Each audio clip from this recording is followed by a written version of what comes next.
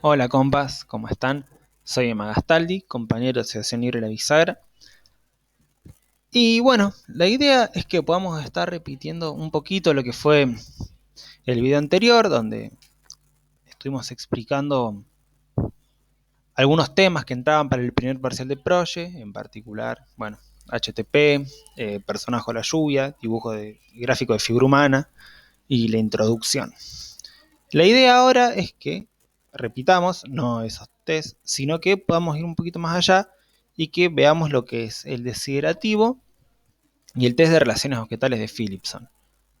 Empezamos por el desiderativo, creo que estaba primero en el apunte, parece que sí.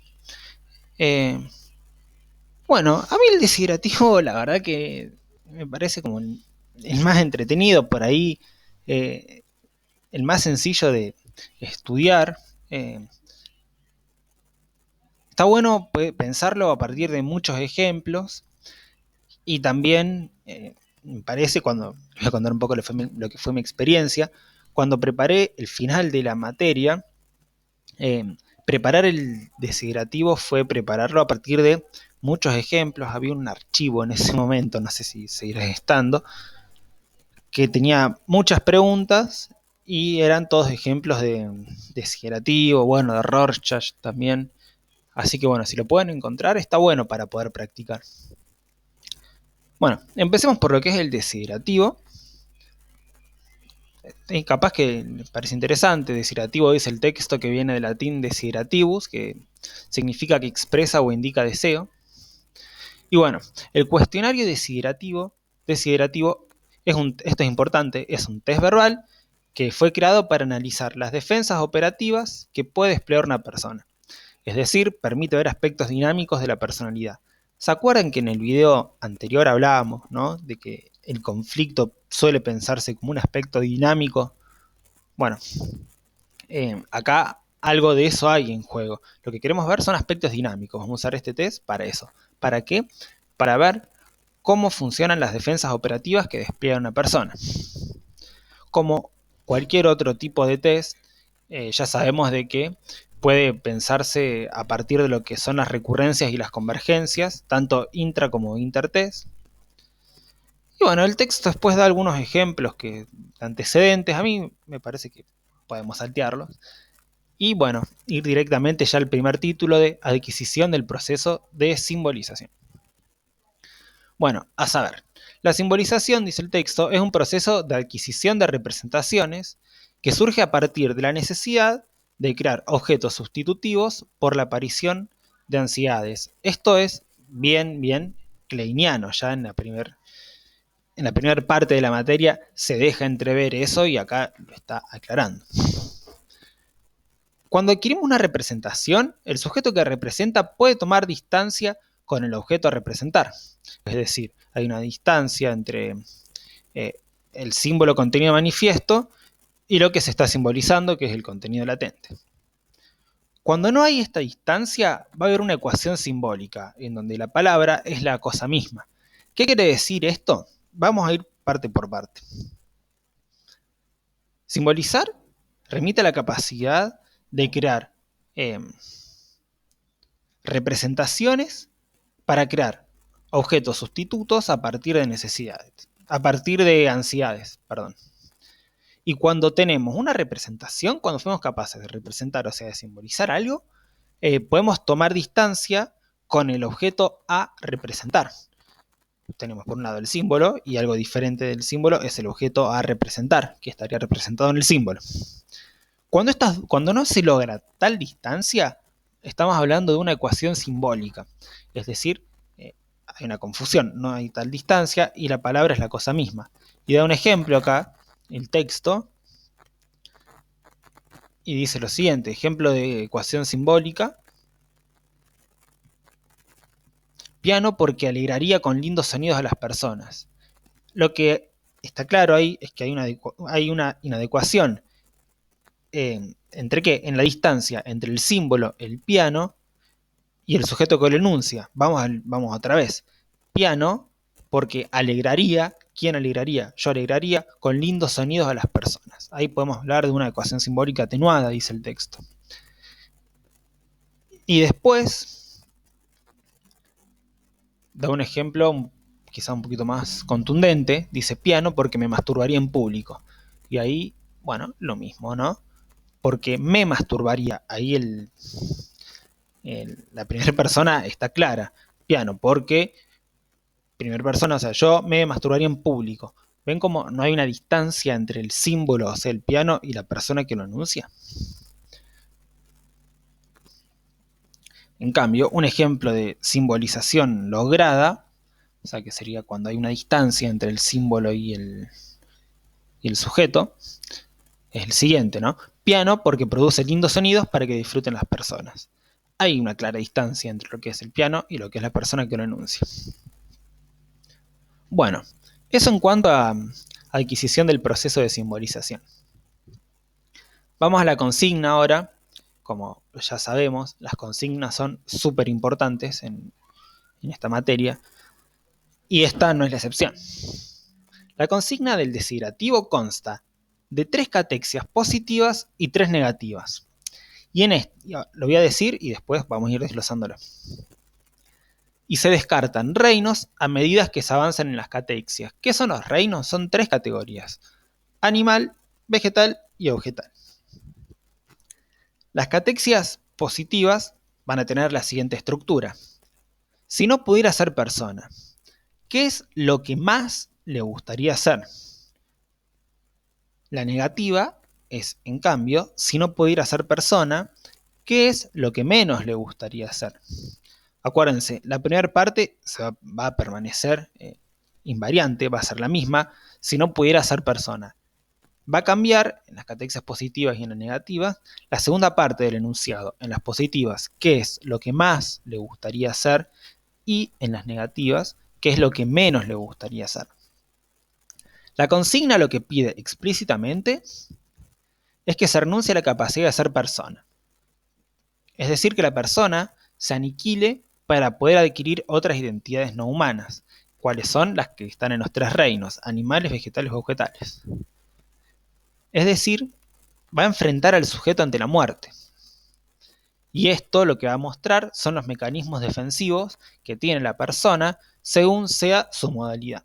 Ya vamos a ver las modalidades. Antes hay un apartado que es muy importante, que es el de mecanismos instrumentales.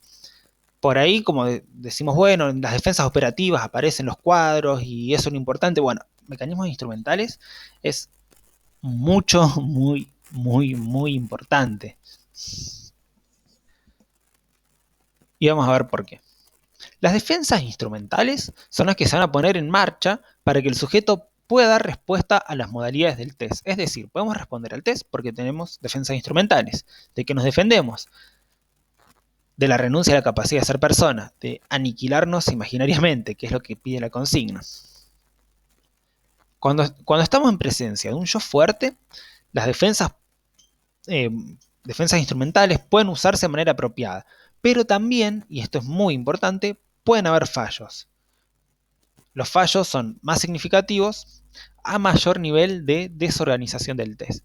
Ya vamos a ir viéndolos. Hay 3 tipos de fallos. El primero, con sus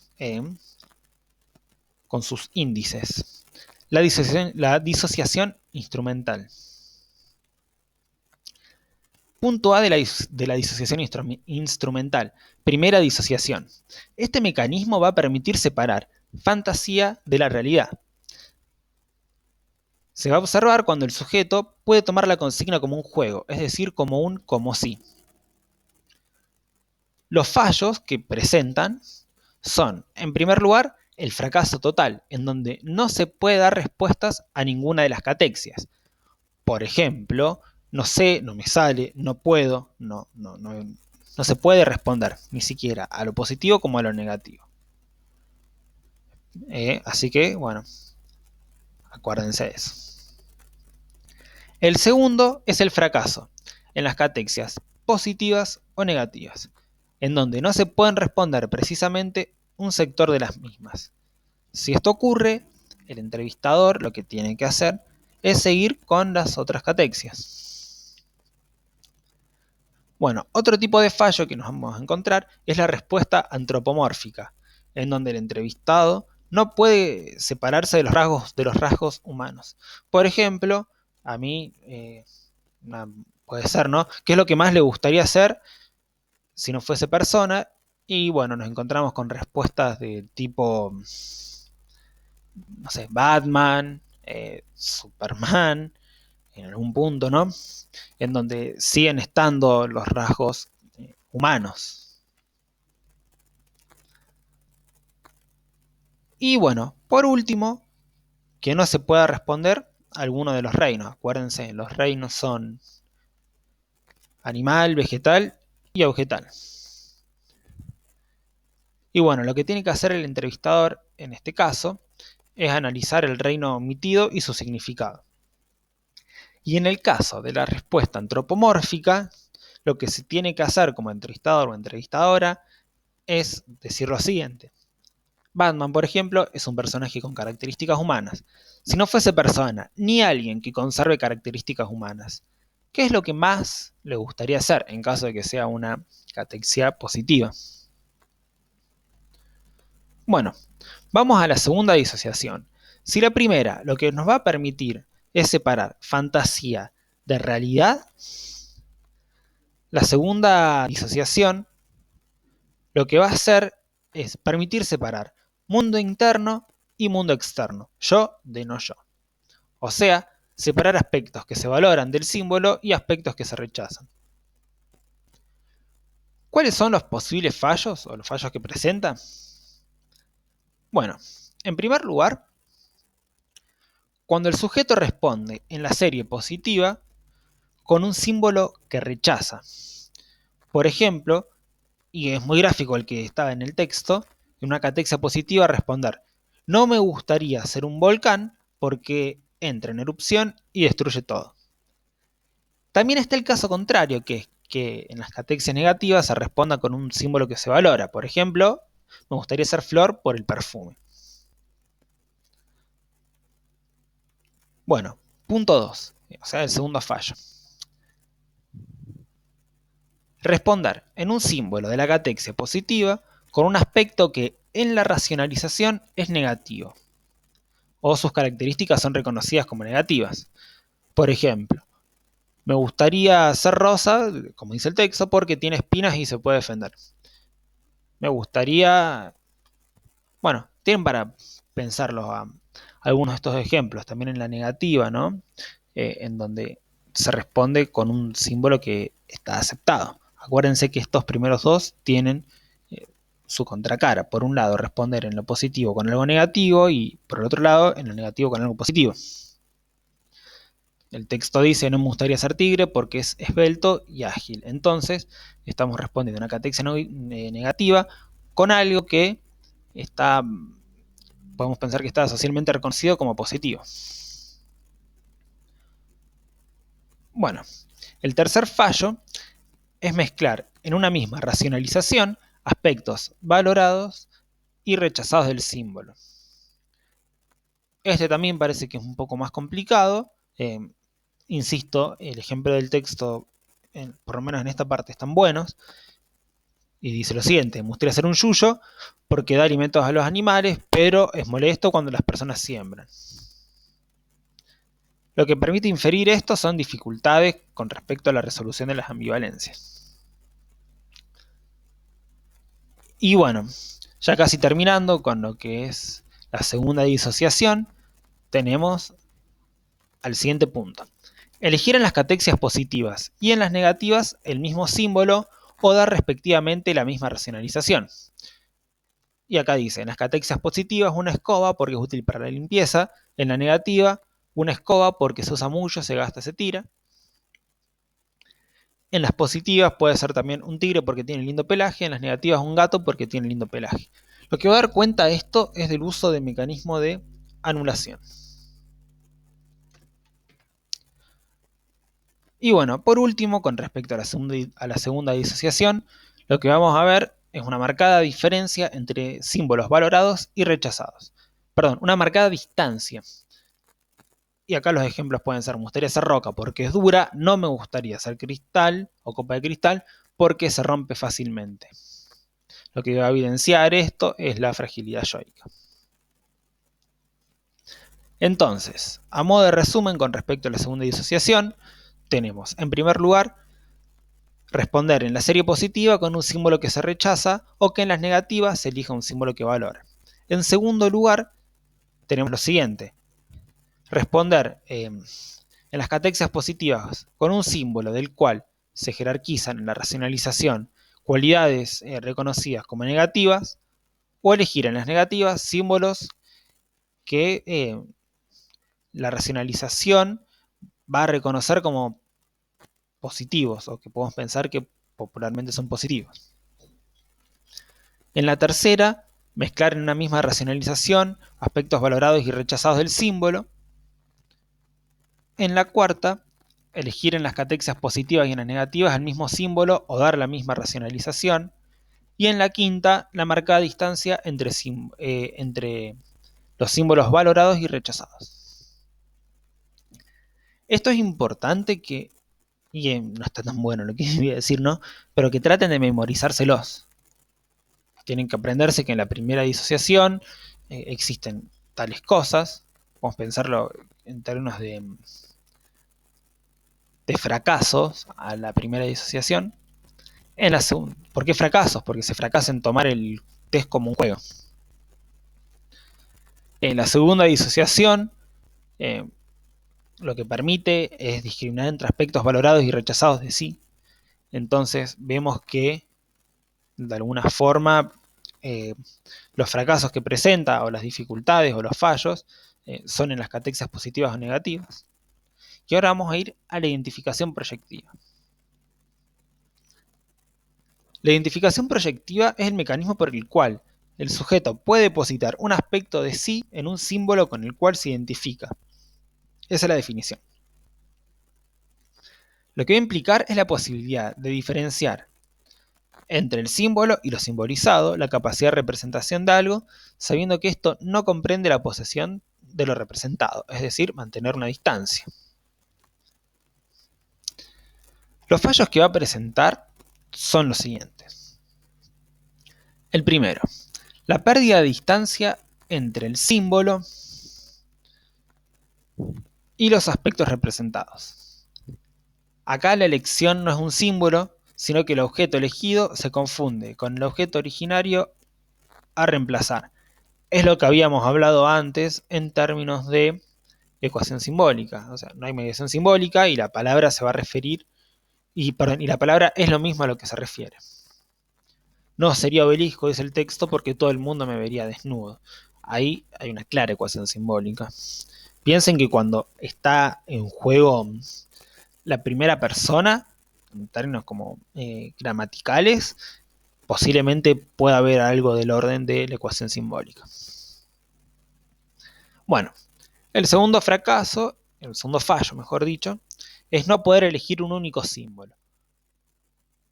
Y este es como bastante más fácil. Por ejemplo, me gustaría hacer, supongamos, ¿no? Del reino vegetal.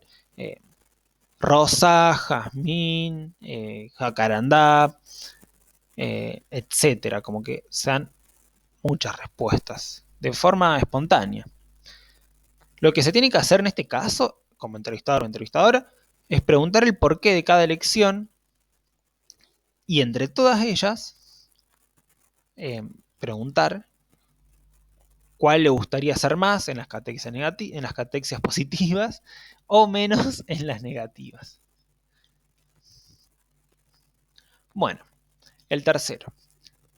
Elección de símbolos disgregados, o sea, símbolos que no tienen estructura ni consistencia. Lo que van a dar cuenta es de la estructura frágil o disgregada del yo. Cuando esto se repite, o sea, cuando esto es recurrente, hablando en términos de la materia, podemos pensar que es un indicador de patologías. Y acá el ejemplo está bueno. Yo me acuerdo que me lo tomaron este ejemplo. Y dice lo siguiente. Me gustaría ser arena porque está en el desierto. Me gustaría ser aire porque se disipa en la naturaleza. ¿Ven cómo no es consistente? Se disipa el símbolo elegido. O sea, en la racionalización está disipado. O disgregado, como diría el lenguaje técnico. Cuarto punto.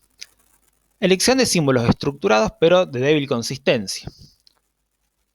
Es decir, hay un límite claro en lo que es el entre sí y el afuera, pero la estructura es frágil. Y el ejemplo es muy gráfico. Cristal porque es fino y valioso. Se me ocurre también, ¿no? Papel porque, no sé, eh, es delgado o porque entran muchos en poco espacio, etc. Bueno, esto de lo que va a hablar es que la personalidad se encuentra en un equilibrio precario, dice el texto. Y bueno, por último, con la identificación proyectiva, tenemos la perseveración en el reino. Esto quiere decir que una vez que se elige el símbolo de una catexia, cuesta a la catexia siguiente abandonar ese reino para elegir un símbolo dentro de los faltantes, dentro de los reinos faltantes. Y acá, bueno, podemos pensar en insistencia en el animal, en el reino animal, en el vegetal y en el vegetal. Por ejemplo, una perseveración en reino vegetal, me gustaría ser calculadora, me gustaría ser libro, me gustaría ser eh, mate, me gustaría ser etcétera, etcétera, etcétera.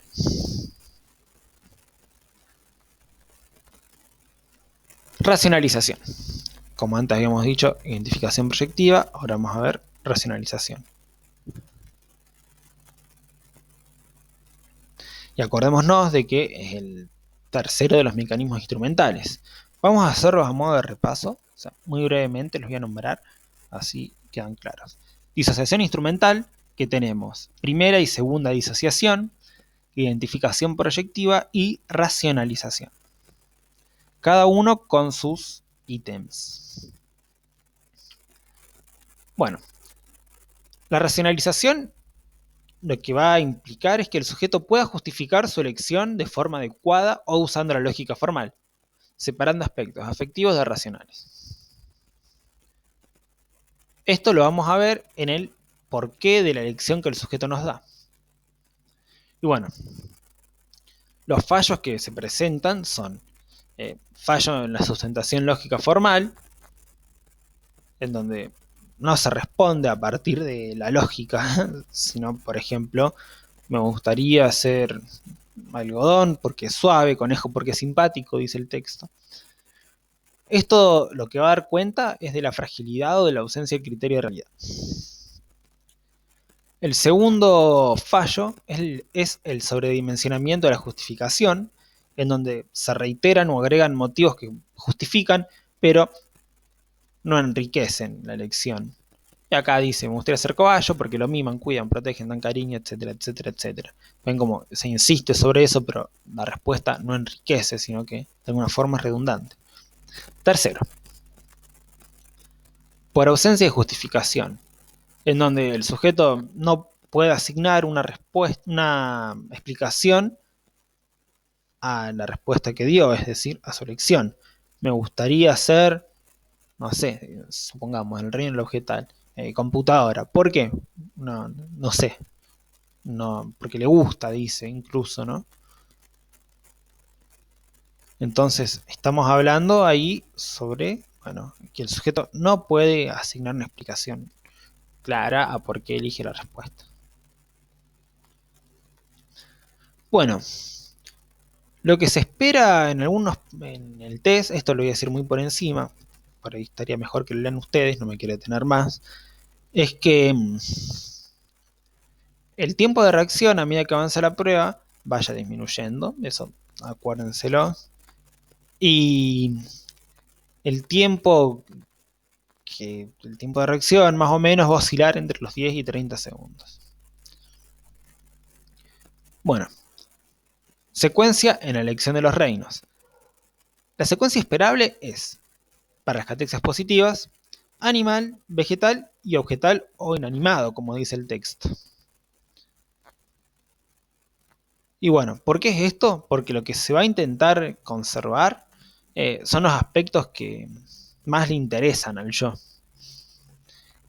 Y en el reino del animal nos vamos a encontrar con aspectos más vitales. Y bueno, en las catexias negativas no hay una secuencia esperable. Todo depende de qué es lo que más teme el sujeto.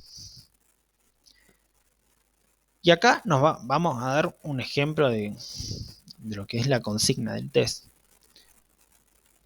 Lo estoy imaginando, ¿no? Así que es como bastante, no sé si ideal, pero bastante lineal a partir de lo que fuimos leyendo.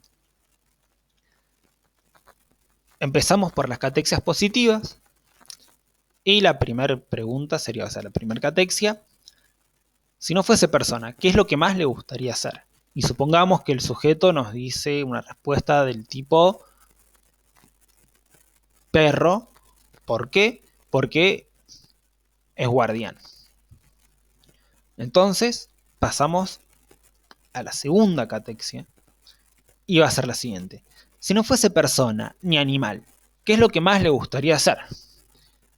Y acá supongamos que nos da una respuesta con el reino vegetal y nos dice roble. ¿Por qué? Porque, no sé, tarda mucho en crecer, supongamos, ¿no? Y entonces llegamos a la tercera catexia y la consigna es, si no fuese persona, ni animal, ni vegetal, ¿qué es lo que más le gustaría hacer? El único reino que queda es el inanimado o el vegetal. Entonces, podemos pensar, ¿no?, en una respuesta del tipo, no sé, calculadora. ¿Por qué? Porque es útil, sirve para hacer cálculos, etcétera. ¿Ven cómo a medida que se va avanzando vamos nombrando los reinos en las consignas? Al principio era, si no fuese persona, ¿qué es lo que más le gustaría hacer? Después, si no fuese persona ni animal, si no fuese persona ni animal ni vegetal, que así llegamos al reino de lo objetal. Y en las negativas, en las categorías negativas, vamos a hacer lo mismo. A medida que vayan dándonos respuestas, vamos a, bueno, ir nombrando los reinos en las consignas. Bueno, vamos a pasar a las defensas operativas. Bueno, en esta parte yo les recomiendo que se hagan un cuadro que tenga 6 columnas. A mí esto me ordenó mucho para estudiarlo. Y que bueno, en cada una de las columnas diga cuadro, posición del otro, mecanismos de defensa, catexias positivas y catexias negativas. 5 columnas, no 6. Esto lo digo porque es como está estructurada la parte de las defensas. Y bueno, podemos empezar. ¿Qué son las defensas?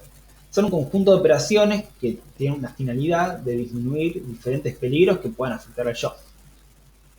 Y bueno, se van a establecer en mecanismos más o menos integrados que actúan desde aspectos inconscientes. Y le van a servir al sujeto para conservar una buena relación con el objeto. Hay defensas más primitivas y más adaptativas, más estereotipadas, más variadas, etc. Bueno, vamos con la primera. Con el cuadro. Esquizoide. En este cuadro, el otro no está incluido explícitamente en las verbalizaciones. Las defensas son las siguientes. Nos vamos a encontrar con... antes me olvidé. El otro, como les dije, no está incluido explícitamente en las verbalizaciones.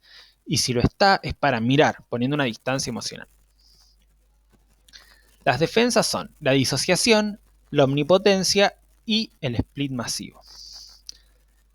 La disociación implica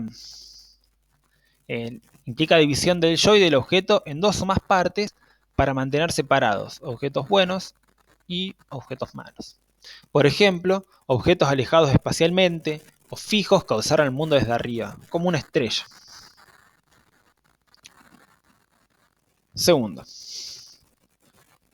objetos inanimados que desarrollan importantes rendimientos, como máquinas, calculadoras, computadoras, etc. El tercero son ideas abstractas o cualidades del tipo bondad, pureza. Y el cuarto, objetos que no sienten. Por ejemplo, roca, ¿por qué? Porque no sufre. Esa es la disociación. Acuérdense que tiene estos 4 ejemplos. Los vuelvo a nombrar. Objetos alejados espacialmente, objetos inanimados que tienen importantes rendimientos, ideas abstractas o cualidades y objetos que no sienten. La segunda defensa de este cuadro es la omnipotencia. Es decir, el yo logra abarcarlo todo de una manera absoluta y total.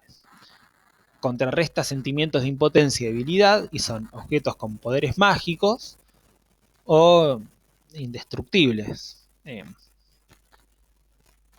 Dios, un hada, extraterrestres, el anillo único, no, mentira.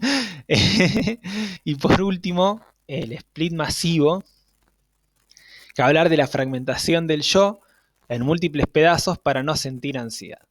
Esto da cuenta de algún tipo de patologías severas y se ven objetos disgregados o que pueden disgregarse, por ejemplo, tiza, cristal. ¿A qué le teme? O sea, ¿cuál es el temor en un cuadro esquizoide? A una relación aplastante, que los priva de autonomía, siendo invadidos o quedarse solos, vacíos, productos del uso excesivo de las defensas. Por ello, lo que van a rechazar, es decir, en las catexas negativas, son objetos puestos a merced de otros, atacados, usados y luego evacuados, aislados, ya disgregados, etc.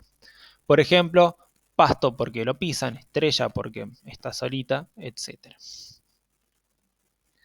Van a ver que, o por lo menos esa sensación me quedó a mí de las veces que estudié esta materia, que hay aspectos rechazados en los diferentes cuadros que se repiten o están, confusos, como que no quedan claras algunas diferencias. Ya vamos a ir viendo eso también. Bueno, el segundo cuadro es el depresivo. Bueno,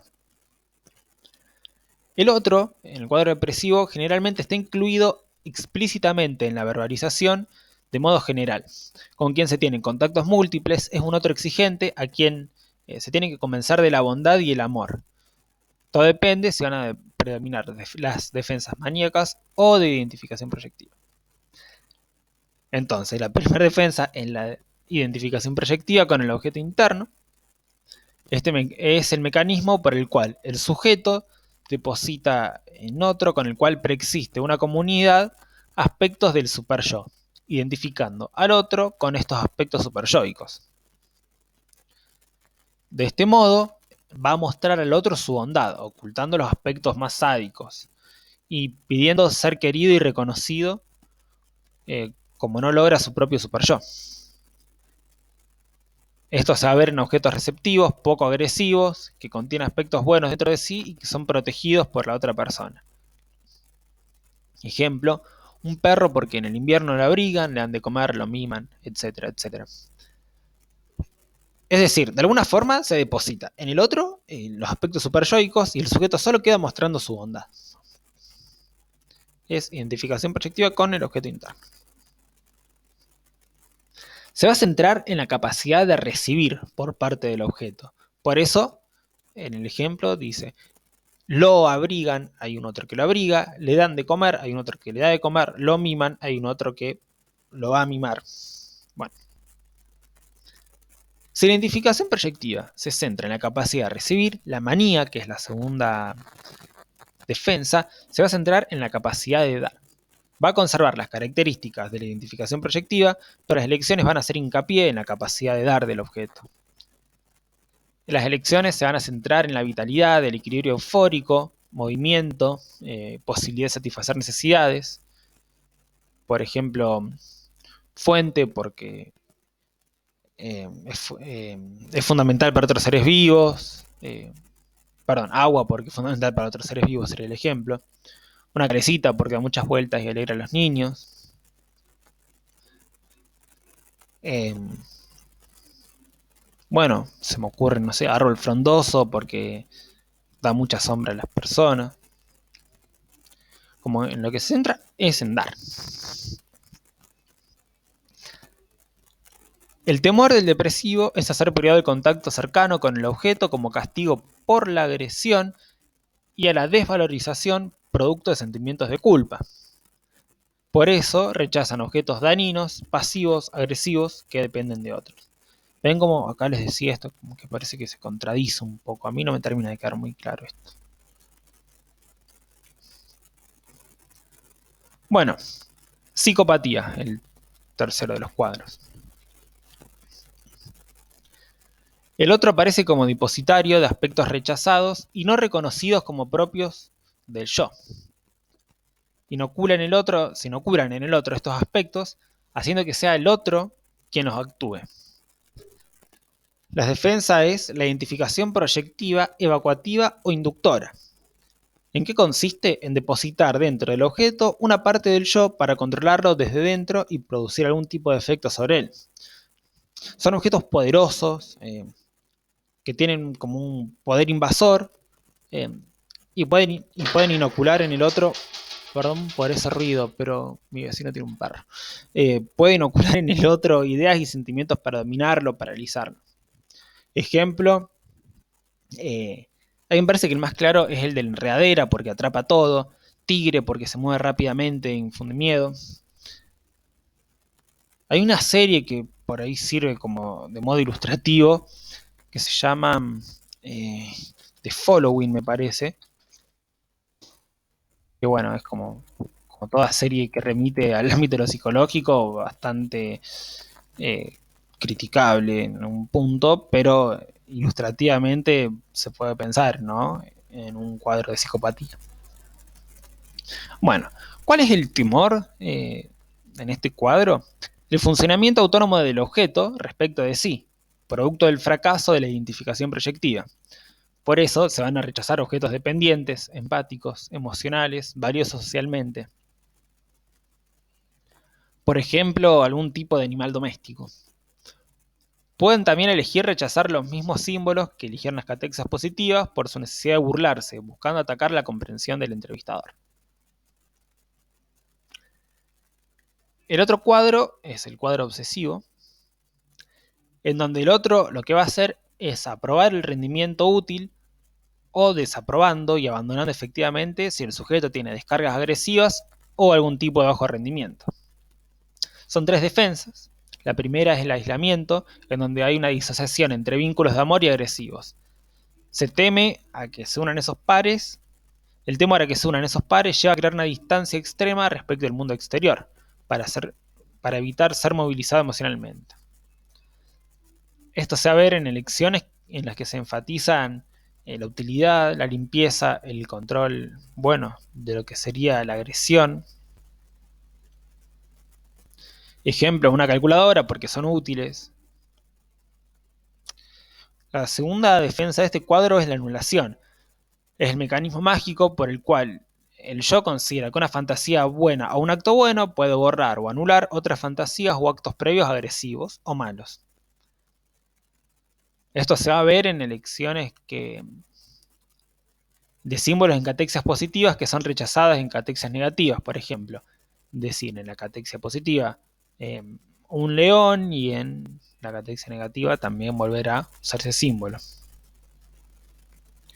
Y también esto se ve en diferentes símbolos, en usar diferentes símbolos en la misma catexia sin desarrollar el porqué o la justificación. El tercero y último es la formación reactiva.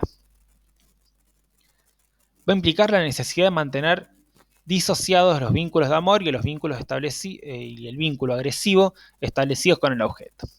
Acuérdense que esto es bien kleiniano. Ante el miedo por el daño hecho al objeto y al no poder repararlo, se transforma en la representación inconsciente reprimida en su representación contraria. Y esto se ve cuando se eligen elementos buenos, suaves, útiles. Ven como lo útil aparece siempre en lo obsesivo. Por ejemplo, un perro porque es fiel a su dueño, es guardián, etc. A lo que se teme es a la emergencia de fantasías sádico-anales y a quedar encerrados en un tipo de funcionamiento mental pobre, rutinario, en donde hay un exceso de defensas. Por eso lo que se va a rechazar son objetos que no tienen utilidad o que son rutinarios, desordenados, agresivos. Bueno, vamos al cuadro fóbico. Bueno, en este cuadro los otros están presentes de modo simbólico o como objetos peligrosos que generan temor al sujeto, temor de quedar pegado perdiendo autonomía. Y las defensas son dos. La evitación es la primera, en donde se controla la angustia, rehuyendo del objeto fuente de la situación temida o su representante por proyección y desplazamiento. Ejemplos, símbolos de libertad que pueden moverse autónomamente, son libres. Se me ocurre, ¿no? Algo de tipo águilas, porque puede estar donde quiere. Bueno, el libro da el ejemplo de una gaviota porque puede ir donde quiere. Crucero porque puede moverse por el mar, viajar de un lugar al otro.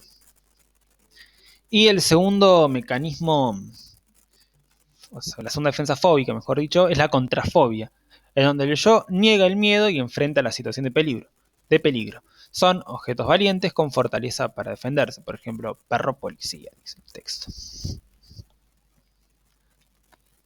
El temor, en este caso, es a quedar adheridos a otros, al descontrol de impulsos agresivos y sexuales por fallas de defensa. También se tiene temor a quedar sin arraigo a nada por usar excesivamente estas defensas. Se rechazan objetos lentos que pueden ser atacados o encerrados, por ejemplo, tortugas. Y, bueno, el último cuadro es de histeria, en donde los otros aparecen como objetos admirados o rechazados, y tiene dos defensas, la represión y la seducción. Con respecto a la represión, se rechazan o mantienen en el inconsciente las representaciones ligadas a una pulsión, preservando al yo de la angustia proveniente de emociones pulsionarias rechazadas. Son símbolos que muestran desnivel en el desarrollo de las racionalizaciones en toda la producción, como en elecciones de alto grado de condensación simbólica, así lo dice el texto, sin desarrollo de racionalizaciones. Por ejemplo, rosa porque me gusta o no sé por qué. Un poco, ¿no? Como que la dificultad en la racionalización puede dar cuenta de algún tipo de represión estando ahí. En cuanto a la seducción, se atrae al objeto con el objetivo de controlarlo o paralizarlo. Son símbolos cuya explicación está en la forma o estructura corporal exterior, el color o el movimiento plástico, poniendo énfasis a la reacción del otro, con la finalidad de deslumbrarlo. Por ejemplo, jazmín porque tiene rico olor, puede ser uno. Una rosa porque es una flor linda, etc.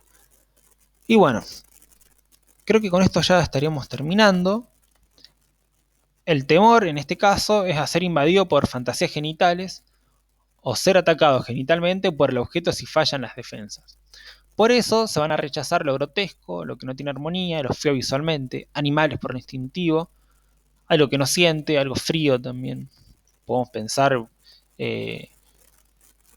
me gustaría ser un chancho porque vive sucio, gallina porque, no sé, es fea, etc. Bueno, hasta acá con el cuestionario desiderativo. Acuérdense de hacer el cuadrito este que les dije, en donde aclaren cuadro, posesión del otro, mecanismos de defensa, catexias positivas y negativas. Es muy ordenador y en esta materia es fundamental tener un orden para, bueno, que no existan confusiones. No está bueno que desaprobemos por una confusión. Así que bueno, ahora vamos a seguir con el test de relaciones objetales de Philipson.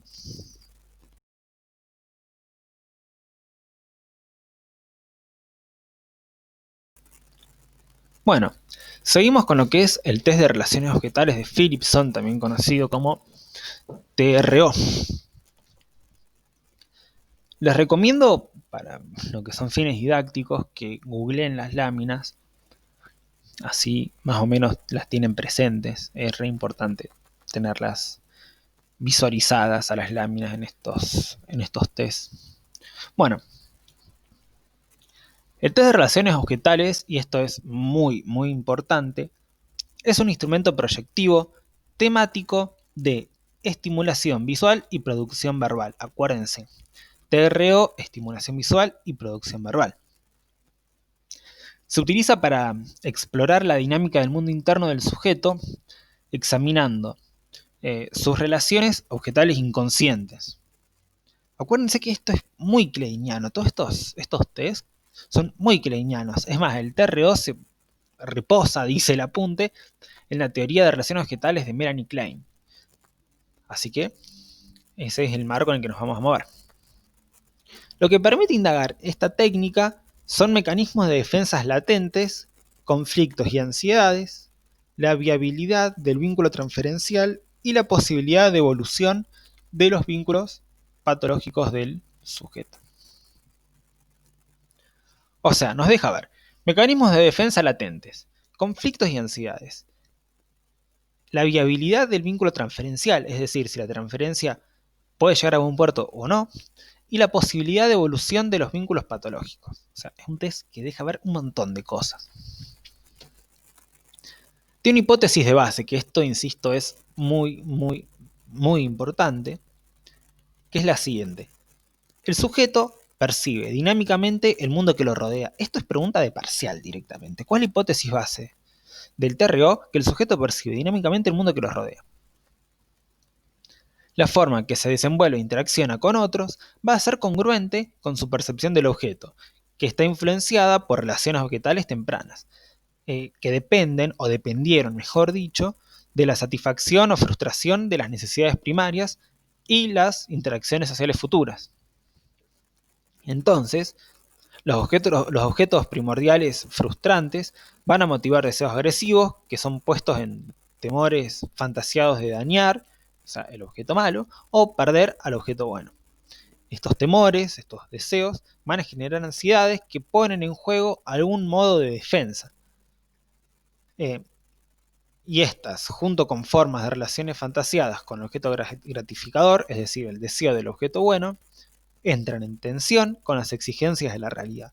Es decir, las relaciones objetales van a depender en algún punto de las relaciones objetales tempranas y de las fantasías, que son el miedo o el temor fantaseado en dañar, que tiene que ver con el objeto malo, o perder al objeto bueno. Estos temores y estas fantasías lo que van a generar son ansiedades que van a poner en juego modos de defensa. Entonces tenemos, de alguna forma, esto es solamente con fines pedagógicos. Yo la verdad que no soy, no conozco mucho más del psicoanálisis kleiniano, pero podemos pensar en fantasías en primer término que generan ansiedades, o sea, fantasía igual, temor y deseo, que genera ansiedades, que generan defensas.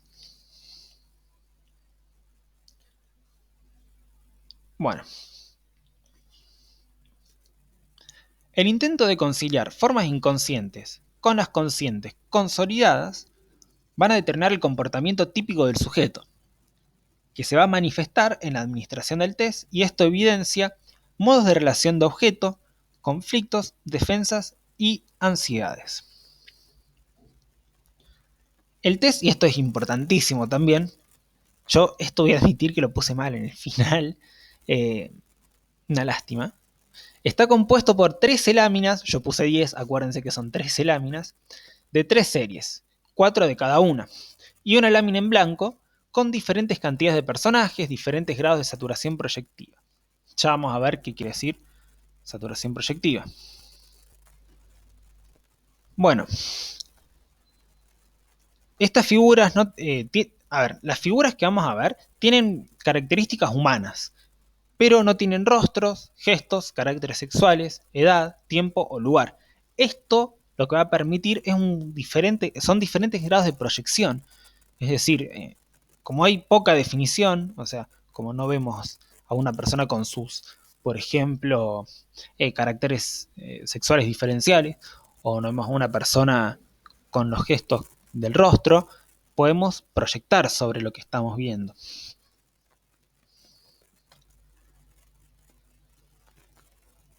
Bueno, este test lo que va a tener es escaso contenido de realidad. El contenido de realidad, anótenlo, es una definición, esta es el escenario o el ambiente físico, que va a ser difuso para la serie A intermedio para la serie C y fácilmente reconocibles para la B. Vamos de vuelta, esto se los recomiendo que lo anoten, insisto. Contenido de realidad igual escenario o ambiente físico. En la serie A es difuso, en la serie B es fácilmente reconocible y en la serie C es intermedio.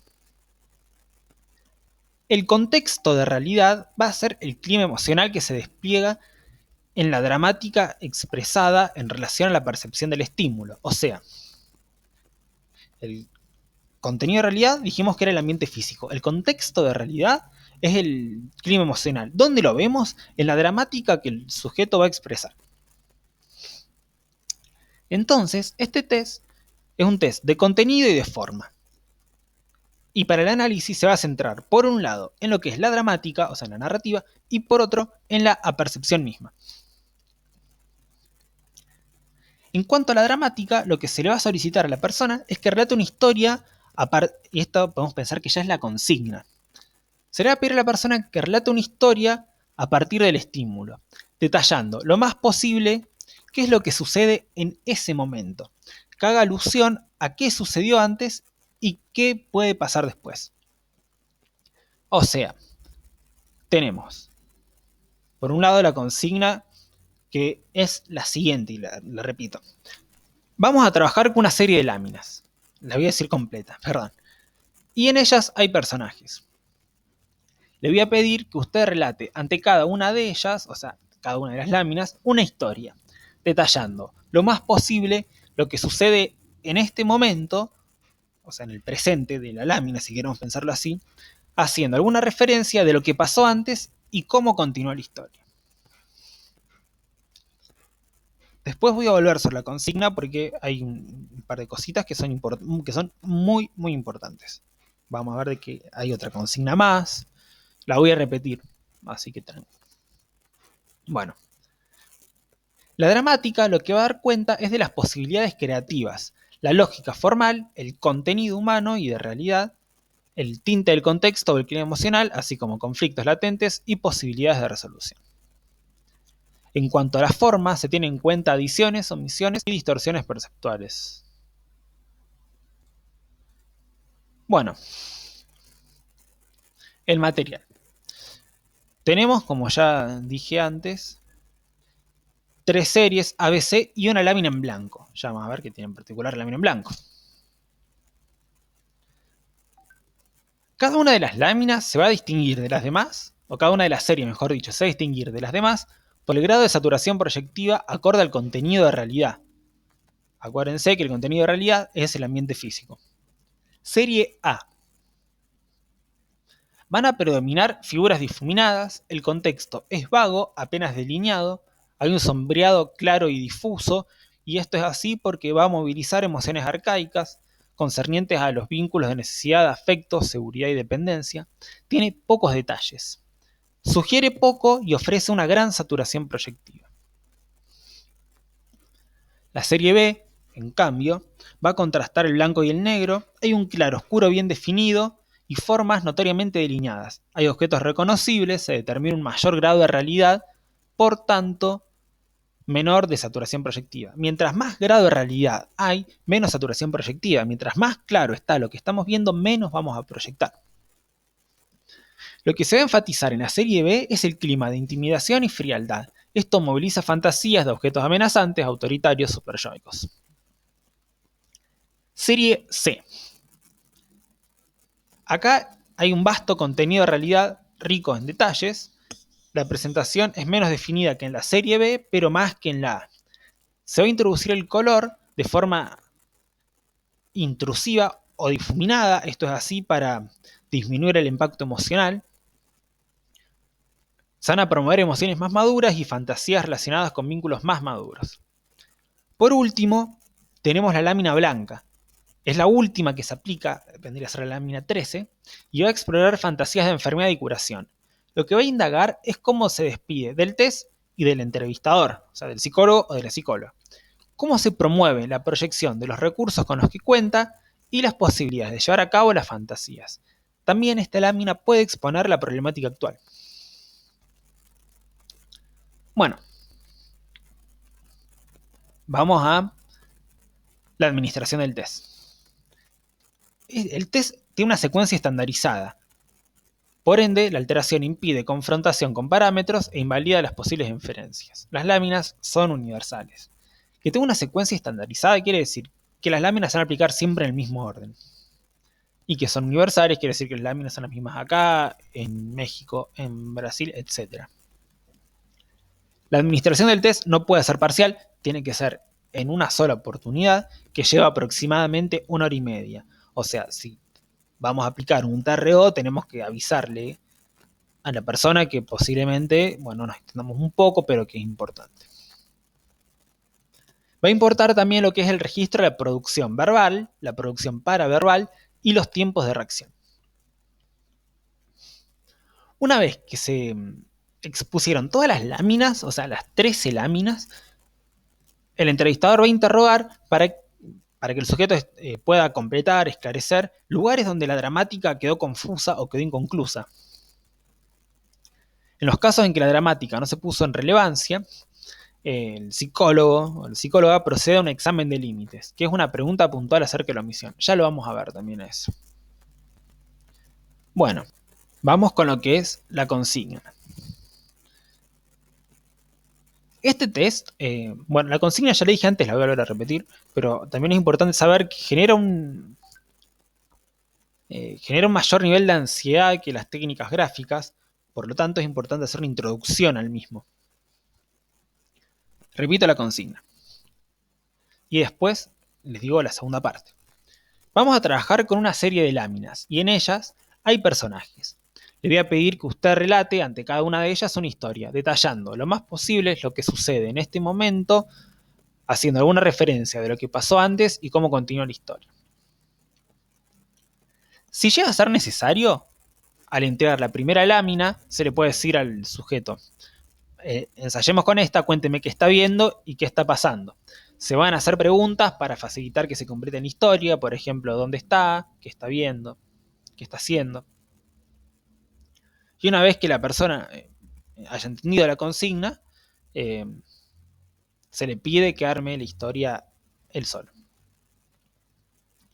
Una vez que cuenta la historia, o sea que la dramática ya está narrada, se le pide que deje la lámina y a partir de la segunda lámina no se van a responder preguntas ni se podrá inducir a algún tipo de respuesta.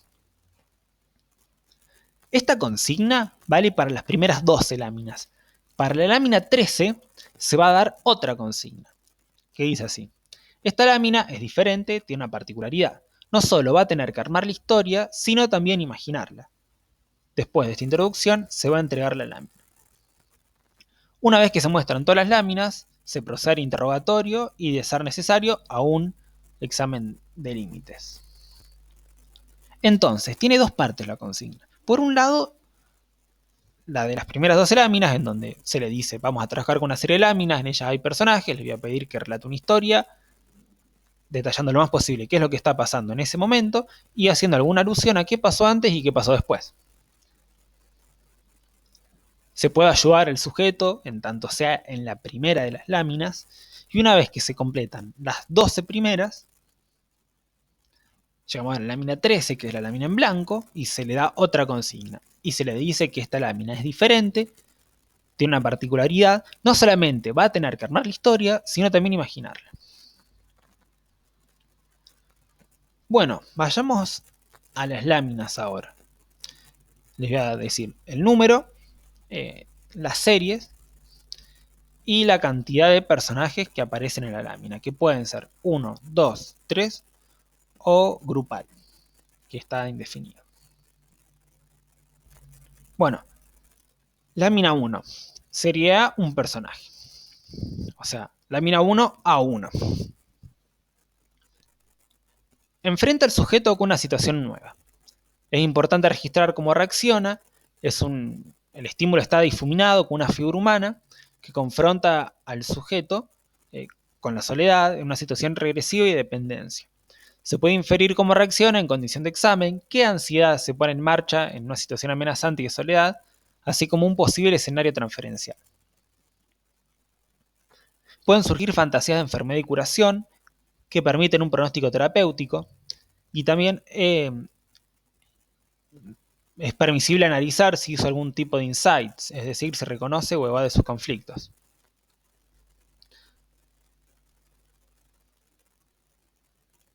Entonces, en la primera lámina vamos a tener una lámina de la serie A con un personaje. Acuérdense de eso, y bueno, lo que se puede inferir es cómo reacciona el sujeto en condición de examen, qué ansiedades se ponen en marcha ante una situación amenazante y de soledad, y un posible escenario transferencial. También podemos ver en fantasías de enfermedades y curación.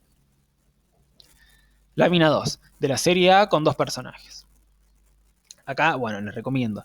Googleen las láminas que están en internet. Bueno, como dije, en la lámina 2 es de la serie A, introduce dos personajes.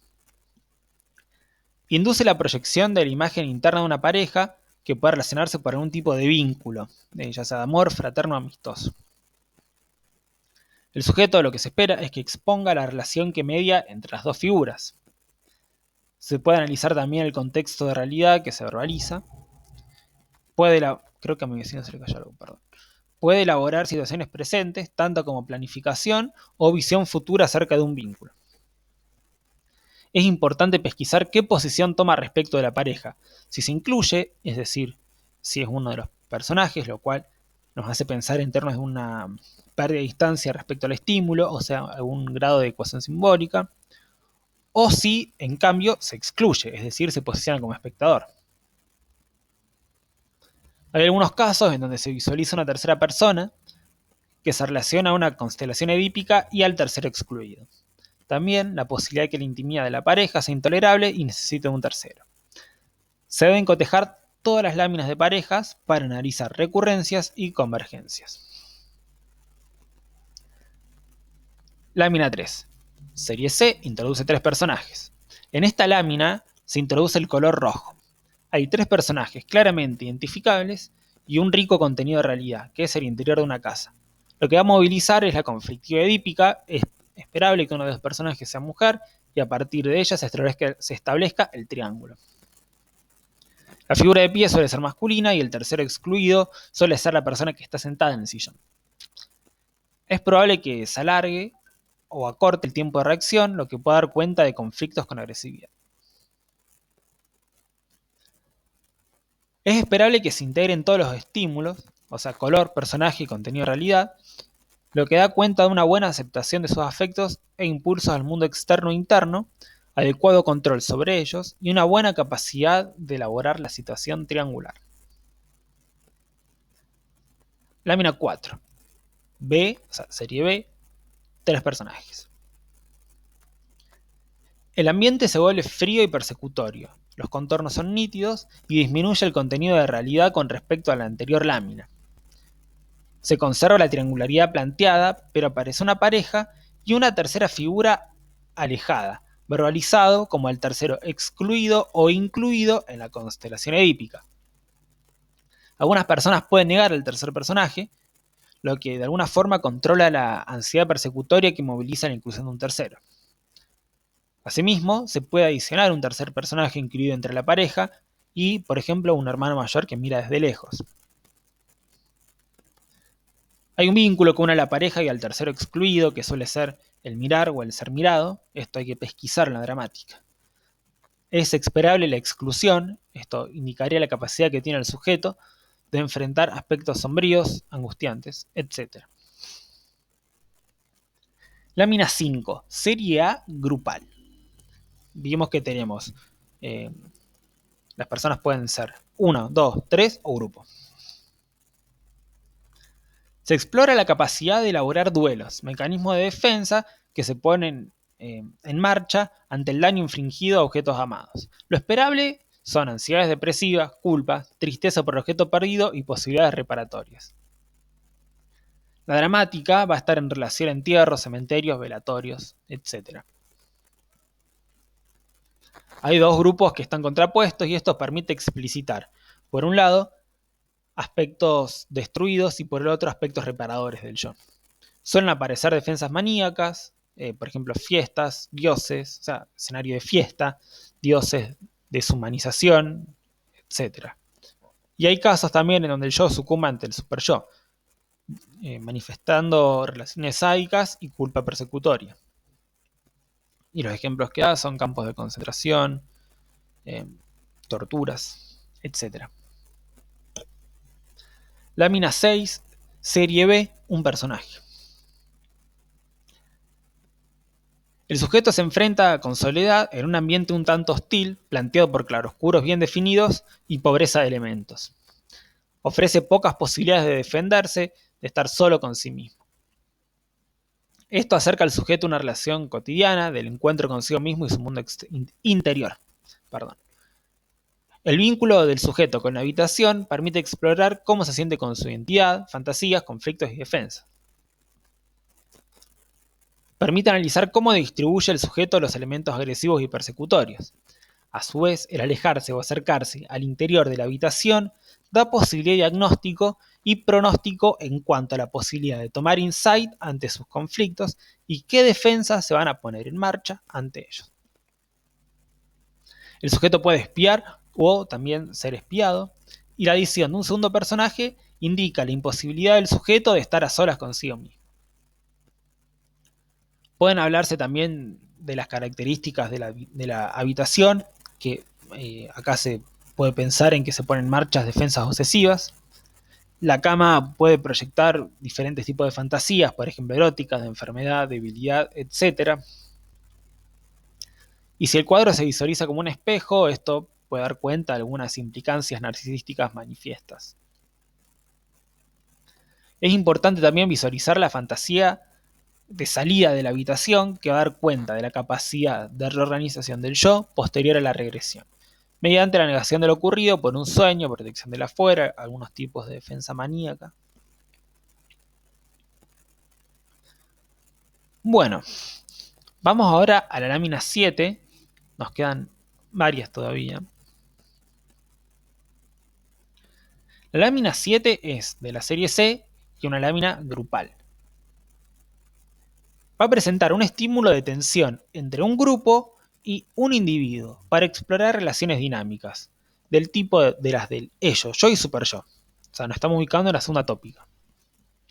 La figura superior va a representar el super yo, la inferior al ello, y la dramática va a expresar cómo el yo hace de mediador entre en la situación. Puede ser como castigo o revuelta. La autoridad en este caso accede a la demanda del grupo o el grupo consiente la petición de la autoridad. Se va a mostrar también la relación del sujeto con la autoridad y la efectividad o no del ejercicio de las funciones yoicas. Esta lámina estimula la proyección de sentimientos agresivos competitivos que determina la condición de empuje, el nivel de aspiraciones y el deseo de progreso. La historia en este caso es útil para diagnosticar las posibilidades de manifestar capacidades potenciales. Bueno, lámina 8, de la serie A con 3 personajes. Acá se da a la luz una situación triangular en donde se la ve bajo la lupa de las ansiedades arcaicas. Hay suficiente contenido de realidad para que se desarrolle la dramática donde los vínculos acentúan la separación.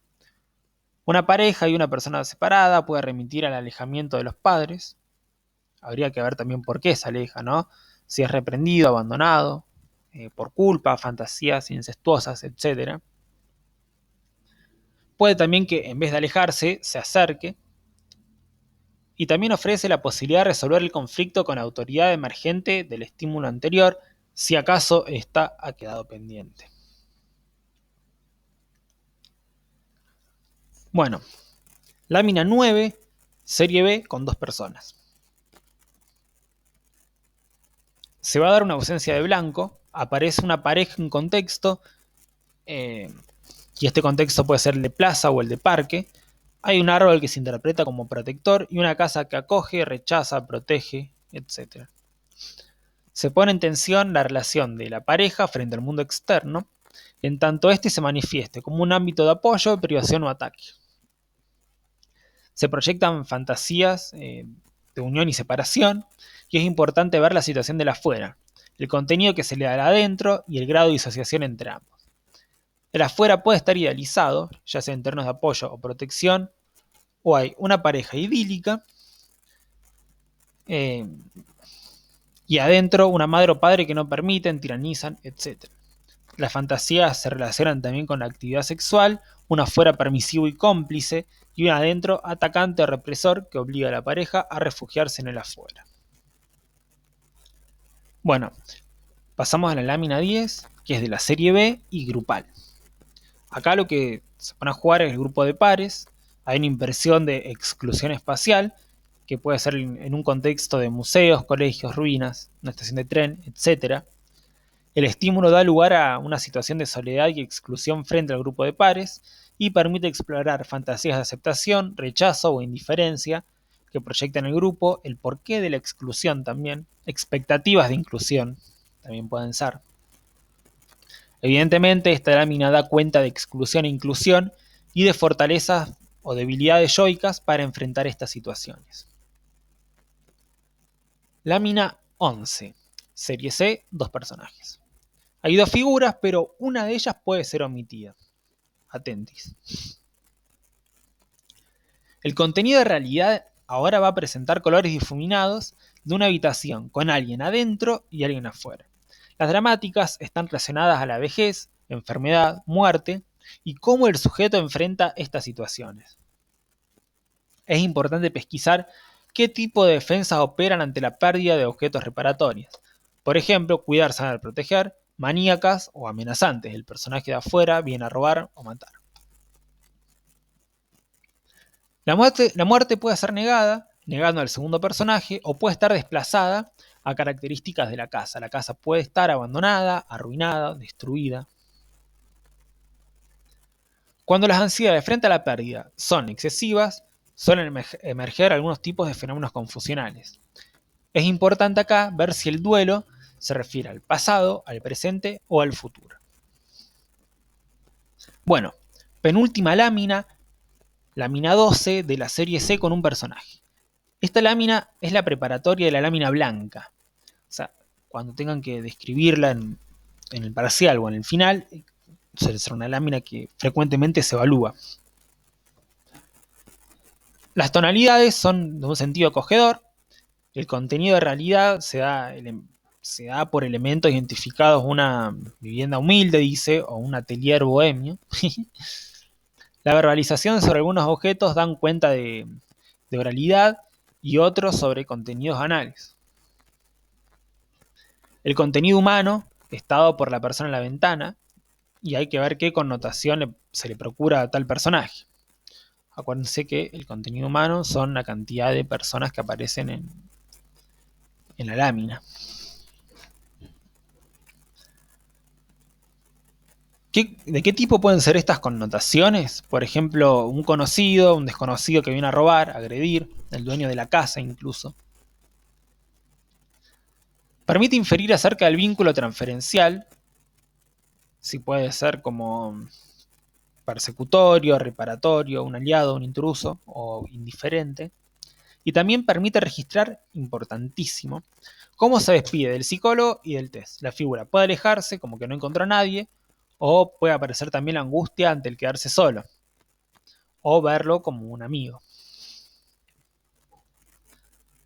Y bueno, por último, la lámina en blanco, como ya dijimos, es distinta al resto y necesita una presentación aparte, que está en la parte de la consigna. Carece de figura, contexto y contenido. Y procura explorar recursos del sujeto en cuanto a la posibilidad de fantasear. Se pueden inferir fantasía de enfermedad y curación, la dinámica transferencial, cómo se despide el psicólogo y el test, el proyecto existencial, que se puede sumar el pronóstico también.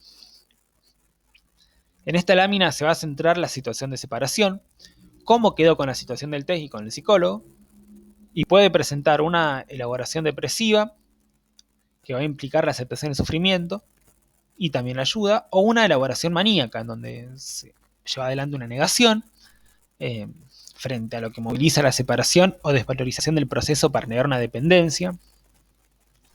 Y otra posibilidad es aceptar la dependencia de modo muy regresivo, donde el profesional queda como quien abandona. Entonces se muestran sensaciones de vaciamiento, robo, culpa persecutoria, etc. Bueno, en el apunte hay una partecita más que se las súper recomiendo que la lean porque suelen evaluarlo, que es la parte de aportes a la interpretación del test de relaciones objetales, un texto de Villagra, y dice que, bueno, en el TRO hay tres estímulos presentes: la gente dibujada, o sea, el contenido de realidad, que dijimos que puede ser un, dos, tres o varias personas, y el escenario, que es el contenido de realidad. Tenemos contenido humano, que es la gente dibujada, y el contenido de realidad, el escenario. Y también tenemos lo que son los colores, que es el clima emocional o el contexto de realidad. La lámina C, la serie C va a incluir el color cromático, y la serie B el color acromático, y la serie A, importante, el gris acromático de forma difuminada. Y esto, lo que les voy a decir ahora, es súper importante, muy, muy mucho. El texto dice lo siguiente: Serener recorta algunos indicadores observables que permiten realizar hipótesis de segundo nivel, que son dos: adecuación o inadecuación perceptiva del número de personajes vistos en las láminas, y coherencia y logicidad en el discurso. El primer observable tiene que ver con que la persona que está respondiendo a la consigna ve el número de personas representadas en cada lámina de modo adecuado. Es decir, puede diferenciar la figura del fondo. La figura son la cantidad de personas dibujadas y el fondo el escenario, siguiendo las leyes de la Gestalt. Bueno, esta capacidad del yo de diferenciar la figura y el fondo es lo que Freud va a llamar examen de realidad, y garantiza el predominio del proceso secundario en el psiquismo, por lo que esto da cuenta que el aparato psíquico va a estar regido por el principio de realidad. ¿Qué pasa en el caso contrario?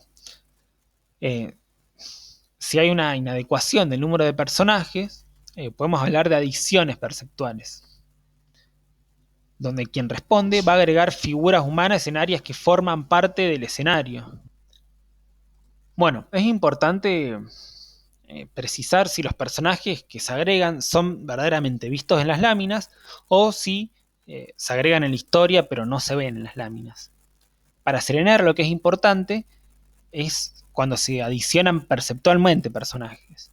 Esa es una forma de inadecuación. La otra forma es la omisión perceptual, en donde no se da cuenta de una de las figuras dibujadas.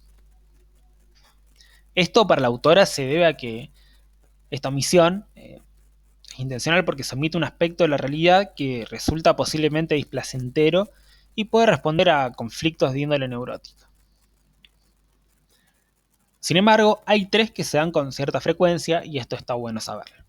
En la lámina A1 se suele agregar a una figura humana en la parte inferior derecha. En la A2 se suele adicionar también a un personaje en el medio de la pareja que se ve como un hijo, y en la lámina B3 a la adición de un cuarto personaje en el medio de la pareja que también suele ser un hijo.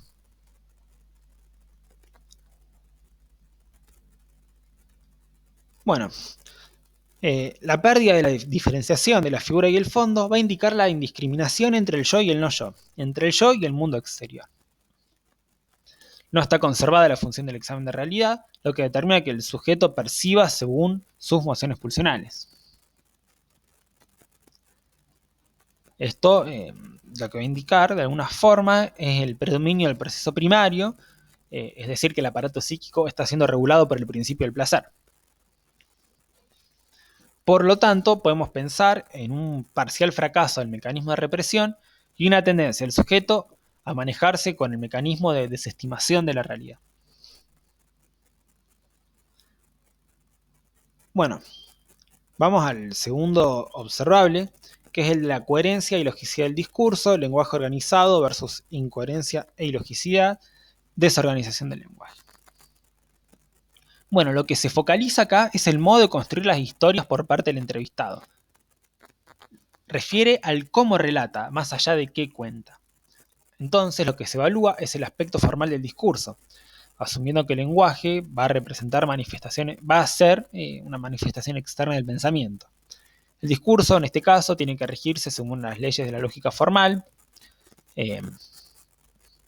identidades en base a sujetos idénticos, ausencia de contradicción, objetos singulares, subordinados al concepto general, etc. Bueno, va a nombrar un poco después el texto de lo que es el carácter social del discurso, de cómo se da en base a un consenso social, que va a reflejar también la capacidad de discriminar la realidad de la fantasía, entendiendo la realidad como un acuerdo cultural simbólico.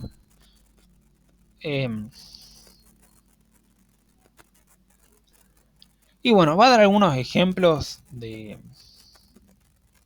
qué implica que haya, ¿no?, un discurso regido por lo que es el proceso secundario, donde hay un predominio del principio de realidad y la represión funciona con éxito.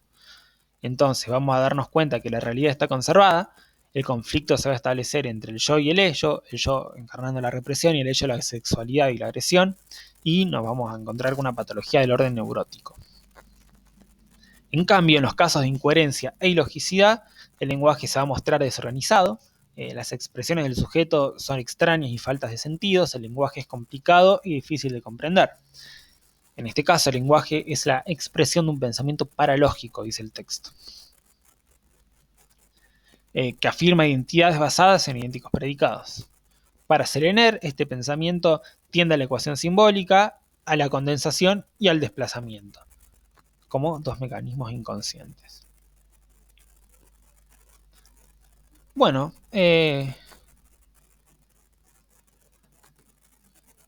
sigo un poquito más, en donde habla del proceso primario y el regimiento por el principio del placer. Y bueno, ya como para ir cerrando, lo que va a decir es que efectuando hipótesis del tercer nivel, damos cuenta que la realidad no está, en estos casos, la realidad no está conservada. El conflicto que se establece es entre el yo y el ello versus la realidad y pueda tratarse de una patología psicótica. Por último, va a hablar de los aportes de Elsa Grassano. Y lo que va a nombrar esta autora es que el juicio de realidad se advierte en el ajuste perceptual. Es decir, si el entrevistado va a adicionar, omitir o distorsionar perceptos en la lámina, considerando las omisiones como un indicador de mecanismos neuróticos, que ya lo dijimos antes. Las adiciones y distorsiones, en cambio, responden a una falla en la posibilidad de discriminar yo de no yo, que ya también lo dijimos. Y el sentido de realidad, la autora va a destacar la importancia de la descripción de un clima emocional en el relato de la historia que sea congruente con la trama de relaciones interpersonales observada. Bueno, va a dar algunos ejemplos en donde podemos pensar en términos de neurosis o psicosis, pero no mucho más. Va a después dar algunos ejemplos también de cómo advertir si estamos ante una persona en donde hay un predominio del pensamiento lógico formal, pero no mucho más. Ya termina ahí lo que es el TRO. Bueno, espero que les haya servido. Son un poquito largos estos dos test, el desiderativo y el TRO. Así que bueno, gracias si llegaron hasta acá. Y bueno, nos pueden seguir en las redes. Somos La Bisagra Psico en Instagram y Asociación Libre La Bisagra en Facebook. Les recomendamos también que se suscriban al canal de YouTube, que vamos a seguir subiendo material. Y bueno, muchas gracias y nos vemos.